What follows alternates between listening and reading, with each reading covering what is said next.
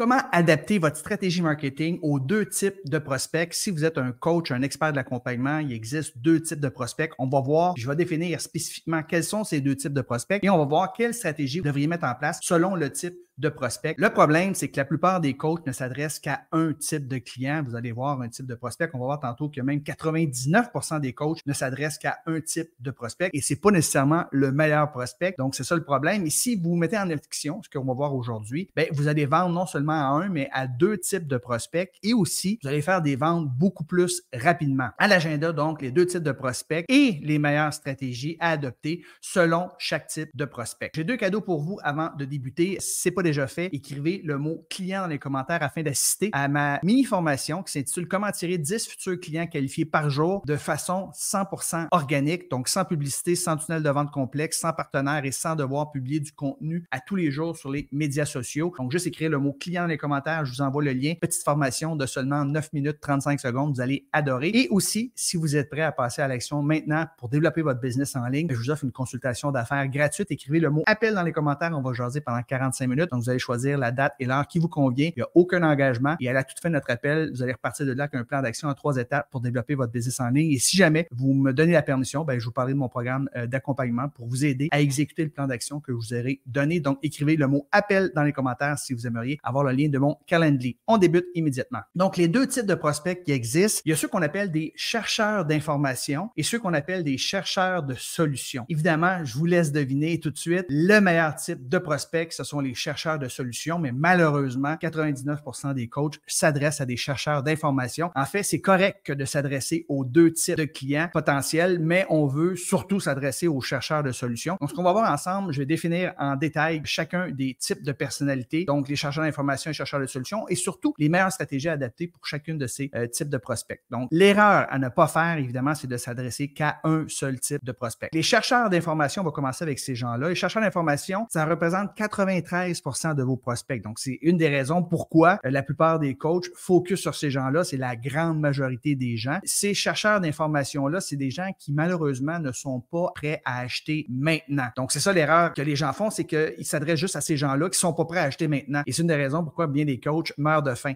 50% d'entre eux n'achèteront jamais ce que vous avez à vendre. Et l'autre 50%, ils vont acheter peut-être ce que vous avez à vendre entre 90 jours et 2 ans. En anglais, on utilise le terme nurturing. Il faut les nourrir, s'occuper d'eux autres comme un jardin, mettre du soleil, mettre de l'eau, puis éventuellement, quand ils vont être prêts, ils vont acheter. Donc, il ne faut pas nécessairement négliger ces personnes-là, mais ce n'est pas des gens qui vont vous faire vivre demain matin. Ils sont souvent lents à prendre des décisions. Ils n'aiment pas prendre des décisions sur le champ. Ils veulent souvent y réfléchir. Ils ont peur de se tromper. C'est leur type de personnalité. Ils aiment beaucoup magasiner. C'est des gens qui aiment comparer. Ils ont beaucoup de temps et souvent, ils ont moins d'argent. Dans un commerce traditionnel, ces gens-là vont rentrer. Ils vont faire toutes les allées du magasin. Ils vont sortir de là après 45 minutes et souvent, ils n'auront rien acheté. Alors, vous connaissez probablement ce type de personnalité-là. C'est des gens qui aiment beaucoup magasiner, qui aiment comparer avant de prendre des décisions. Et souvent, ce sont nos moins bons clients. Quand je dis moins bons, là, je mets ça en parenthèse, c'est-à-dire que souvent, ils manquent un peu plus de confiance en eux autres. Ils vont souvent prendre l'option en plusieurs versements versus en un seul versement. Il n'y a rien de mal en soi, là, mais c'est souvent la situation. Et il y a des gens qui ne se rendent pas jusqu'à la fin de leur versement. Donc, vous n'avez pas tous vos sous si vous êtes un coach. Il faut souvent les pousser. Ils sont souvent négatifs. Ils donnent souvent des excuses pour ne pas suivre la formation en ligne ou pas se présenter lors des sessions de coaching en direct. Ils vont donner des excuses pour ne pas avoir fait leur exercice, par exemple. Et souvent, ils vont abandonner avant la fin. Donc, c'est pour ça que je dis que ce sont vos moins bons clients. Pas tous ces gens qui sont comme ça, mais souvent, les gens qui ont ce profil-là se retrouvent dans les chercheurs d'informations qui ont pris beaucoup de temps avant de décider de joindre votre programme d'accompagnement. Donc, ça, c'était les chercheurs d'informations. Voyons l'autre type de prospect. C'est les chercheurs de solutions. Vous comprendrez que c'est mon type de prospect préféré. Donc, c'est seulement 7% de vos prospects. Mais ces gens-là, ce qui est le fun, c'est qu'ils sont prêts à acheter maintenant. Ils prennent des décisions rapidement, sont conscients de leurs problèmes, puis ils cherchent des résultats pour régler leurs problèmes. Ils cherchent des solutions qui vont apporter des résultats immédiatement pour régler leurs problèmes. Donc, c'est pas trop long avec eux autres. Vous jasez un petit peu et si vous avez quelque chose qui correspond à leurs besoins et qui, en plus, vous offrez une garantie de satisfaction et de résultats, ces gens-là prennent des décisions très rapidement. C'est des gens qui n'aiment pas magasiner. Ils ont peu de temps. valeur, accordent beaucoup de valeur à leur temps, mais ils ont un peu plus d'argent, ces gens-là. Donc, ces gens-là, s'ils vont dans un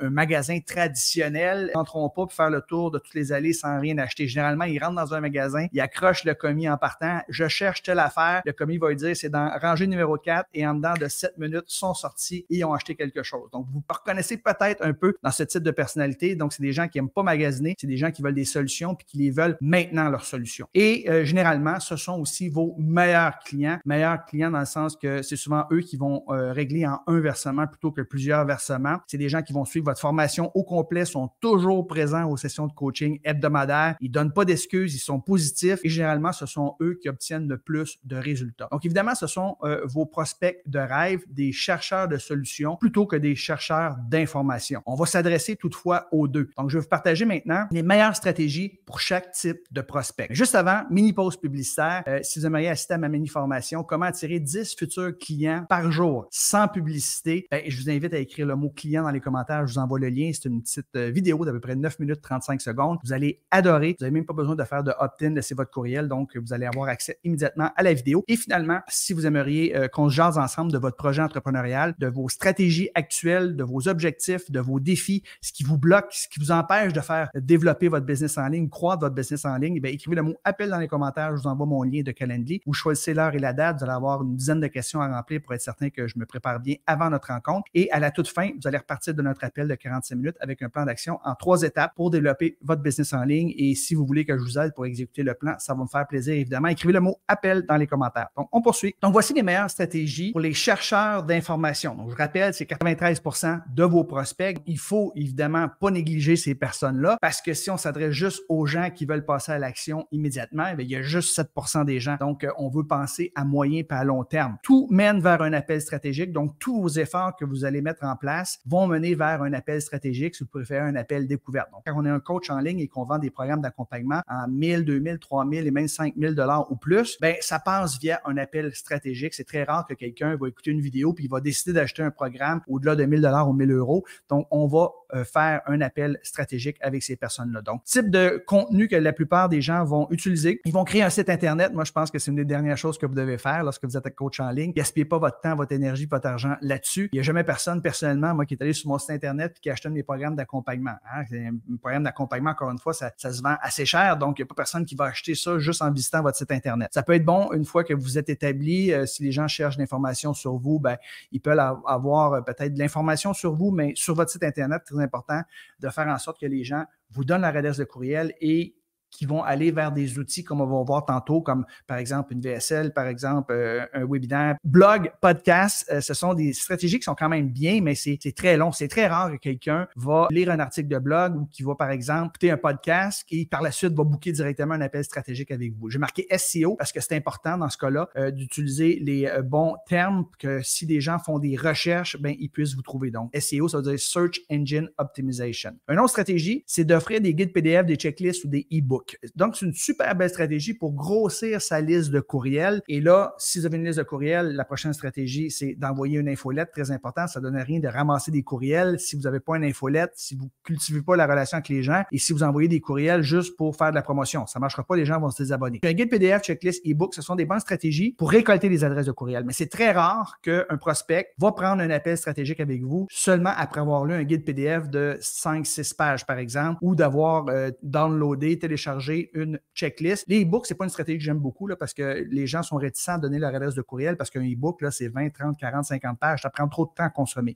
Mais il y a beaucoup de coachs qui utilisent cette stratégie-là. L'infolette hebdomadaire, super stratégie pour cultiver la relation pour les gens qui ne sont pas encore prêts à faire affaire avec vous. Et là, vous bâtissez la relation de confiance. Donc, c'est une super stratégie, mais c'est quand même assez rare que vous allez juste envoyer une infolette et demander aux gens de booker un appel et qu'ils vont le faire. Donc, souvent, on va utiliser d'autres stratégies qu'on va voir tantôt pour mener vers l'appel stratégique. Mais pour entretenir une relation, l'infolette, c'est extraordinaire. Séquence de courriel de suivi, beaucoup de web entrepreneurs utilisent cette stratégie-là, c'est-à-dire que quand les gens vont demander un guide PDF, par exemple, la personne, le premier courriel, on va leur donner leur guide PDF et là, il va avoir 5, 6, 7 courriels de suivi à 2-3 jours d'intervalle pour inciter les gens à prendre un appel, mais encore une fois, c'est pas la meilleure stratégie pour inciter les gens à prendre un appel avec vous. Moi, personnellement, quand je m'inscris à un truc puis je reçois une série de courriels, ça, c'est mon style de personnalité. Là. Moi, je fais partie des gens qui passent à l'action rapidement. honnêtement, je lis même pas les courriels. C'est beaucoup trop d'informations pour moi. Je suis plus le genre qui passe à l'action, qui cherche pas de l'information, mais il y a un type de personnalité qui, les autres, vont lire les courriels et si vos courriels sont bien écrits, peut-être que vous allez réussir à convaincre les gens à prendre un appel avec vous. Les groupes Facebook privés, alors j'ai marqué 100 conversations, c'est-à-dire que si vous voulez juste créer un groupe Facebook privé, mais que vous engagez aucune conversation avec les gens, juste en ayant un groupe Facebook privé, en mettant du contenu de valeur une fois de temps en temps, si vous incitez les gens à prendre un appel stratégique, il y en a peut-être qui vont le faire, mais très peu vont le faire. Donc, si vous utilisez la stratégie d'un groupe Facebook privé, je vous suggère, c'est ça la clé, hein, l'avantage principal d'un groupe Facebook privé, c'est que vous devez engager des conversations avec toutes les personnes qui font une demande pour joindre votre groupe Facebook privé. Donc, vous acceptez seulement les gens qui sont qualifiés et vous engagez une conversation avec eux autres via la messagerie. Et s'ils sont qualifiés, là, vous allez les inviter sur un appel stratégique. Donc, ça donne absolument rien d'avoir un groupe Facebook privé si vous engagez aucune conversation. Pas que ça donne rien, mais c'est pas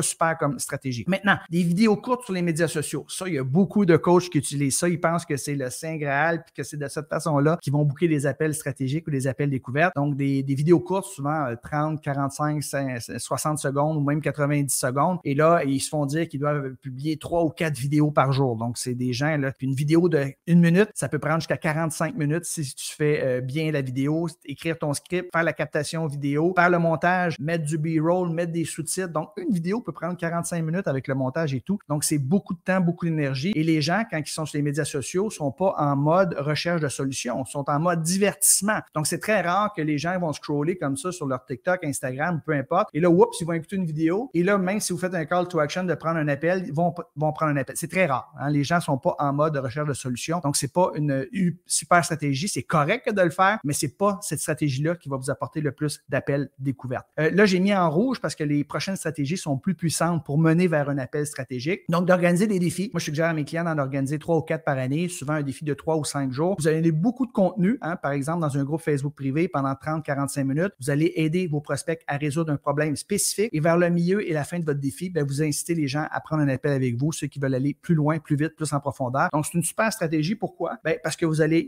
gagné la confiance. Vous avez donné beaucoup de valeur. Donc, les gens qui n'étaient pas sûrs, qui ne vous connaissaient pas, ont reçu beaucoup de valeur de votre part. Donc, sont enclins à prendre un appel stratégique avec vous. Les mini-formations, les webinaires, les mini-formations peuvent être en direct ou préenregistrées. Un webinaire, ça peut être un webinaire de 30 à 45 minutes. Souvent, c'est un webinaire qui est préenregistré. C'est ce que je préconise, moi, parce que vous n'avez pas besoin d'être là tout le temps. Mais vous pourriez faire des webinaires en direct. À ce moment-là, ces webinaires-là sont un peu plus longs, souvent entre 60 et 90 minutes parce que vous avez une période de questions, etc. Donc, vous allez quand même donner de l'information pertinente, de la valeur via votre mini-formation qui dure généralement de 5 à 20 minutes ou votre webinaire. Donc, à la fin, les gens sont plus enclins à prendre un appel stratégique avec vous parce que vous avez déjà donné de la valeur, vous avez prouvé à quel point vous pouvez les aider. Et finalement, une autre stratégie qui est utilisée par beaucoup de coachs, c'est de créer une séquence de 4 vidéos gratuites, vidéos qui durent plus ou moins 30 minutes. Donc, vous envoyez une vidéo, 2 jours plus tard, une deuxième vidéo, 2 jours plus tard, une troisième vidéo et 2 jours plus tard, une quatrième vidéo. Et à ce moment-là, vous demandez à la fin de la quatrième vidéo aux gens de prendre un appel avec vous. Ça peut être super performant comme stratégie. Si vous avez une très grosse liste de courriels, vous avez des partenaires qui agissent avec vous, en concert avec vous et qui envoient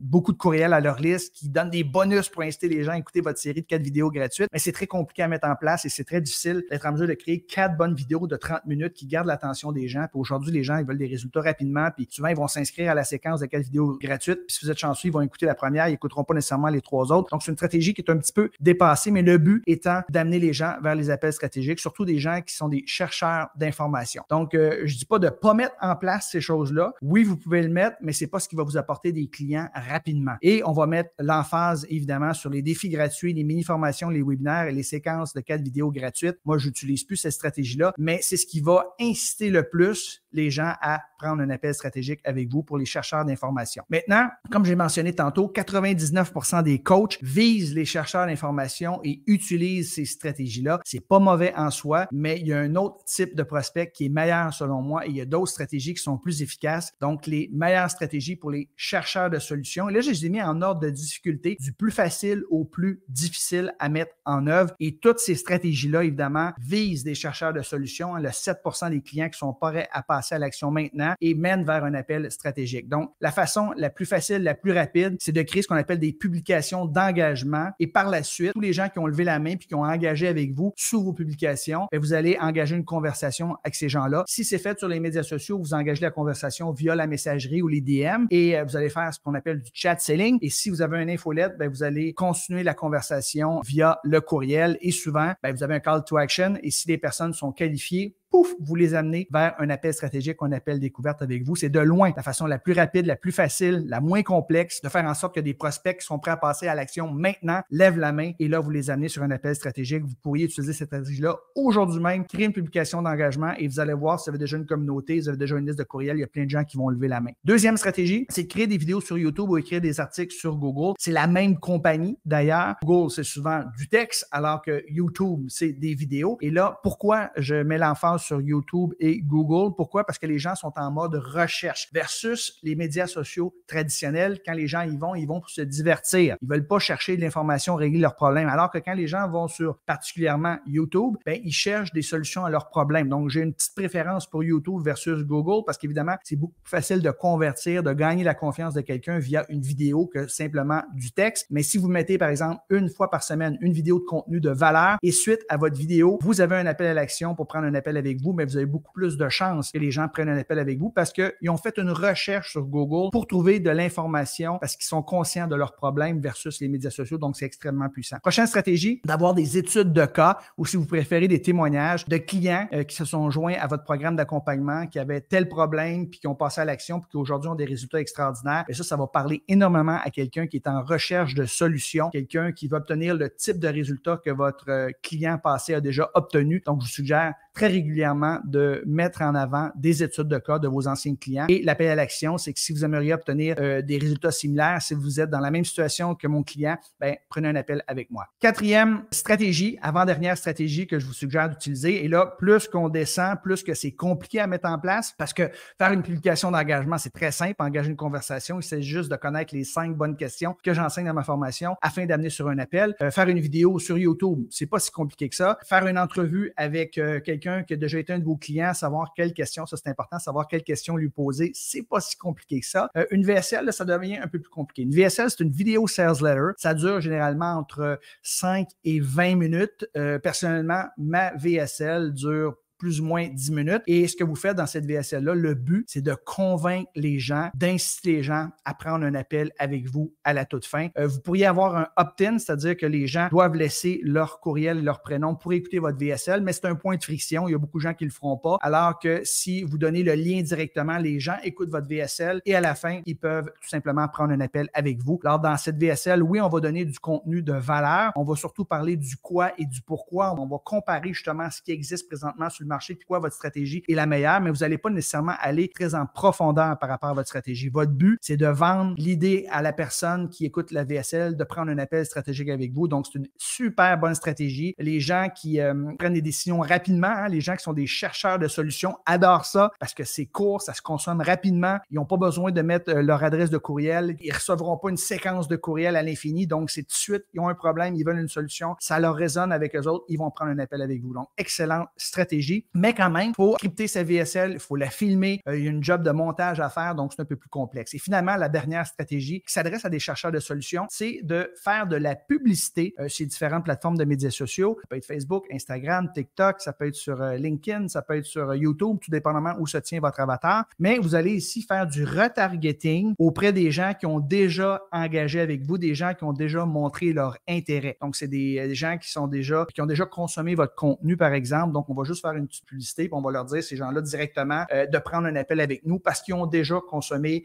une VSL, ils ont déjà consommé un webinaire, par exemple, ils ont déjà assisté à votre défi. Donc, c'est des gens qui sont très, très, très chauds. Donc, ces gens-là sont plus enclins à accepter de prendre un appel avec vous parce qu'ils ont déjà consommé votre contenu. En résumé, ce qu'on a vu dans la formation aujourd'hui, on a vu les 2 types de prospects. On a vu qu'on doit s'adresser aux 2 types de prospects et non pas seulement celui qui cherche de l'information, mais également celui qui cherche des solutions. Et on a vu justement les meilleures stratégies qui existaient sur le marché présentement pour s'adresser aux 2 types de prospects. Votre défi, tout simplement, c'est de mettre en place des stratégies pour les 2 types de prospects. Et là, je vous donne un hint. La stratégie la plus facile, la plus rapide à mettre en place, c'est de créer des publications d'engagement sur les médias sociaux qui font en sorte que les gens lèvent la main. Par exemple, si vous aimeriez obtenir telle chose, écrivez le mot X dans les commentaires. Et là, tous ceux qui ont écrit le mot X dans les commentaires, bien, vous engagez des conversations avec ces gens-là, vous leur posez 5 questions et si les personnes sont qualifiées, vous les invitez tout simplement à prendre un appel avec vous. Donc, c'est ce qu'on appelle du chat selling. Oui, vous pouvez faire la même chose avec une infolette, mais la plupart des gens qui débutent n'ont pas encore de liste de courriel. Donc, sur les médias sociaux, c'est très facile, très rapide à mettre en place. 2 cadeaux pour vous avant de vous quitter. Je vous invite à assister à ma mini-formation gratuite. C'est ma VSL. Comment attirer 10 futurs clients qualifiés par jour, 100% en organique, sans publicité, sans tunnel de vente complexe, sans partenaire et sans devoir publier du nouveau contenu chaque jour sur les médias sociaux. Écrivez le mot client dans les commentaires et à ce moment-là, ben, je vais vous envoyer le lien pour que vous puissiez assister directement à la VSL. Il n'y a pas d'opt-in, vous écoutez la vidéo tout de suite. C'est seulement 9 minutes 35 secondes. Finalement, je vous invite à prendre un appel avec moi. Donc, si vous faites partie de ce type de prospects, c'est-à-dire des gens qui sont des chercheurs de solutions, vous êtes conscient que vous avez un problème, vous voulez attirer des nouveaux clients, vous voulez développer votre business. Maintenant, prenez un appel avec moi. On va jaser de votre situation actuelle, de vos objectifs, de vos défis et je vais vous donner un plan d'action en 3 étapes pour développer votre business en ligne, attirer des nouveaux clients et avec votre permission seulement, puis si je sens qu'on est un bon fit pour travailler ensemble, mais je vous présenterai à la toute fin mon programme d'accompagnement et vous serez libre de dire oui ou non si vous voulez que je vous accompagne. Ça me ferait plaisir. Donc, écrivez le mot appel dans les commentaires. Sur ce, je vous remercie les amis. Merci d'avoir été là et on se reparle très bientôt. Bye bye.